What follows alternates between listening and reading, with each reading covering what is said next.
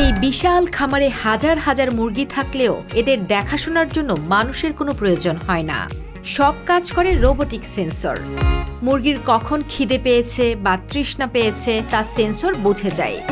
Automatic feeding লাইনের মাধ্যমে খাবার চলে আসে পাত্রে, আর নিপল ড্রিঙ্কারে ঠোঁট ছোঁয়ালেই বেরিয়ে আসে বিশুদ্ধ পানি। এটি মূলত টানেল ফার্মিং পদ্ধতিতে মুরগি পালন। এই খামার সাধারণত ক্ষেত খামারে জমির মাঝখানে বা একটু ফাঁকা জায়গায় স্থাপন করা হয়, যাতে চারপাশে খোলা বাতাস চলাচল করতে পারে। এই নিয়ন্ত্রিত পরিবেশে মুরগি কম অসুস্থ হয়, দ্রুত বড় হয় এবং খামারের লাভও বাড়ে। সাধারণ খামারে যেখানে একটি ব্রয়লার মুরগির বড় হতে 40 থেকে 45 দিন সময় নেয়, সেখানে এই টানেল সিস্টেমে আরামদায়ক পরিবেশের কারণে মাত্র 28 থেকে 32 দিনেই মুরগি বিক্রির জন্য তৈরি হয়ে যায়। একে তো মৃত্যুর হার নেই বললেই চলে, তার উপর কম সময়ে দ্বিগুণ উৎপাদন। জায়গা কম লাগে, কিন্তু উৎপাদন হয় কয়েক গুণ বেশি।